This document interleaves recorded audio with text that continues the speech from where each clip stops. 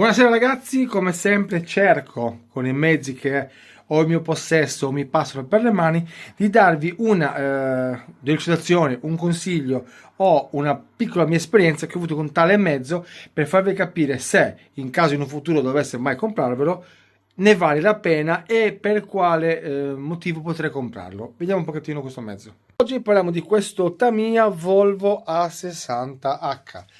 Allora, partiamo dal principio. Questo mezzo è un mezzo fatto in kit, cioè vuol dire che volete costruirlo da zero, totalmente da zero. La casa vi dà solo come opzione il motore, basta.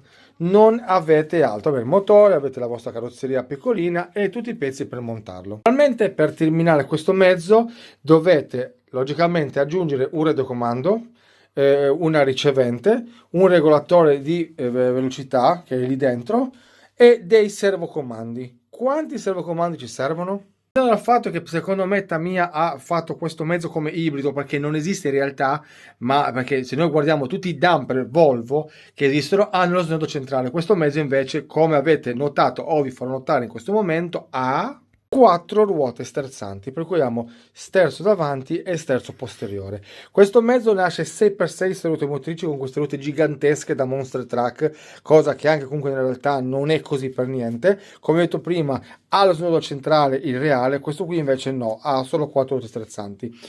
Allora, diamo le considerazioni del montaggio. Il montaggio è abbastanza semplice, ma sempre con sotto effetto del Tamiya, cioè un pezzo qua, un pezzo là nell'ambito del montaggio. Io ho fatto una cosa, io ho messo 3 servi. Per quale motivo? Bugia, 4, perdonatemi. Sono ubriaco, ma sono 3 servi, avevo ragione.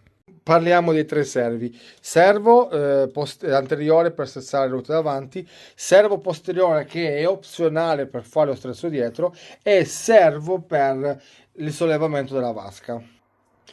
Questo mezzo purtroppo esce dalla casa sì con 4 ruote sterzanti, ma purtroppo questo mezzo a me personalmente è mancato un pezzettino per far sì che il servo fosse più preciso possibile, per cui ho dovuto dividere questi 2 pezzi in 2 servi, per cui me ne manca uno per ogni parte e ho questo gioco che a me non piace per niente, ok? E ho contattato anche il negoziante per dire come potevo fare per questo problema. Non sono fregati, vabbè, dettagli. Andiamo al modello, per cui dicevamo un servo, guardate come viene montato. Purtroppo cioè, esteticamente fa schifo. Io le ho aggiunto anche delle fascette perché essendo molto forte, 35 kg, mi muoveva troppo, si muoveva troppo lui, avevo paura che non resistesse qua, per cui l'ho aiutato un pochettino a rimanere fermo. Un servometro per la sterzo posteriore e un servo per la vasca. Vedete come rimangono brutti? Ecco, qui cominciamo già ad arrivare alle mie considerazioni. Difetti che a me proprio non piace per niente e sono tutti questi cavi e i servi così messi in vista che vanno a rovinare la linea del mezzo, perché purtroppo al suo interno è pieno di ingranaggi per far muovere tutte le 6 ruote. Naturalmente 6 ruote con differenziale, ogni ruota ha una sospensione indipendente e ogni ruota ha un giunto normale, non omocinetico. Si può vedere laggiù, abbiamo i giunti, abbiamo una sospensione per ogni asse, sospensione naturalmente ad aria, cioè muove la molla e basta. Tutto il nostro mezzo è in plastica, abbiamo solo questa parte qua dei giunti e dei cardani in metallo, tutto il resto è pura semplice plastica. E arriviamo alla domanda: allora, cosa serve questo mezzo? Ecco la risposta. Allora, io vi dico una cosa, per il prezzo che vale non lo consiglio. Non lo consiglio perché se tu vuoi fare movimento terra, questo mezzo no. Sì, va bene per il movimento terra, non è realistico, è un po' troppo veloce e mettere un pistone o un alza vasca è molto difficile, per quello ho messo io il servo perché mi trovavo più comodo lì, il resto non trovavo niente. Lo spazio che abbiamo qui in cabina, dove io ho messo regolatore ricevente, kit luci, è veramente ridotto.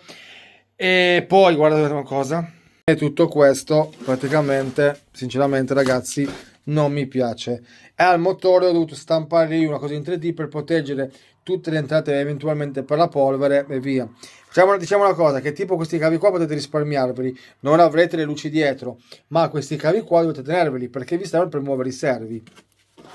È bello quello che volete, però togliamo che è un Tamiya, sì, ci sta, va velocissimo, va ovunque, va dove volete, va come volete, può scaricarvi la terra, però quando ce l'avete in mano e quando andate a finirlo e si spende una bella cifra sostanziosa, dite no, non ne vale la pena. Avessi preso un altro mezzo sempre elettrico, anche esempio il Volvo A40G della Double E, naturalmente spendo la metà se non meno, è un mezzo proprio realistico, anche se comunque sempre plasticoso, però che va dappertutto. Diciamo che visto così, ripeto, d'impatto può piacere o non piacere. Se vi piace, andate incontro a questo problema: cavi esterni, servi esterni, motore che può entrarvi sabbia, mezzo molto veloce. Se vi faccio vedere anche una prova come va, è veramente nervosissimo. Togliamo il kit luci che l'ho fatto io, dove anche sterzando, vedete, io ho messo le frecce. Ci sta, dai, simpatico. Poi con questa rotellina io posso abbassare la mia vasca, ok, regolata a modo mio. Qui dietro, girandolo, abbiamo anche qui un kit luci messo da me con un piccolo lampeggiante, e naturalmente anche qui se giriamo, vedete, possiamo azionare le frecce.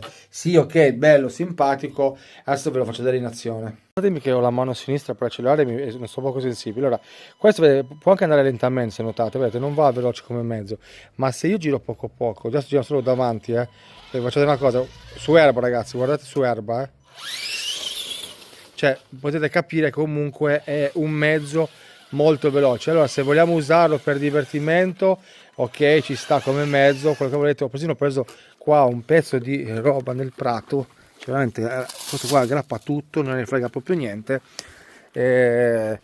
fa figura, non metto in dubbio che non faccia figura, guardate ragazzi, cioè questo vi salta anche, cioè, guardate ragazzi, pronti, 3, 2, 1, cioè è umido per terra, che è un siluro, lì è erba altissima, cioè non lo ferma niente. Se vuoi, però, perché comunque guardate, è tremendo. È quello che volevo farvi notare, che sì, abbiamo un mezzo che potrebbe andare bene per cava. Adesso una mano sola, aspettate ragazzi che andiamo indietro, cioè cosa lo ferma? Andiamo su, guardate, con una mano è difficilissimo guidare. Adesso fa il salto, pronti, cioè, avete capito? Alla fine questo qua più che altro potremmo chiamarlo come Monster Truck fatto con mezzo della Volvo. Vi ho fatto vedere come quando corre, devo avere due mani, il telefono bloccato, non ho nessuno che potesse darmi una mano a riprendere, quando corre, come sterza con quattro ruote, sterza veramente chiuso, stretto, velocissimo, fighissimo. Però alla fine mi sembra di un Monster Truck che avevo avuto anni fa, 6 ruote motrici e via. Fa wow se tu vuoi avere un mezzo polivalente. Se vuoi un mezzo solo per cava, ti troverai un pochettino scomodo, non ti troverai bene. Io ripeto, questo è il mio semplice parere, per cui tu mi dici Piero lo acquisto, ti dico di no. Se te lo regalano, sì, se lo devi acquistare, lascia perdere, cerca un altro mezzo e valuta bene. Questo dal nostro Volvo A60H, tra virgolette, tutto bagnato, che era bella bagnata. Per capire tutto, vi ricordo di iscrivervi al canale e seguirmi perché dobbiamo diventare una grande community. Ciao ragazzi, alla prossima, ciao ciao!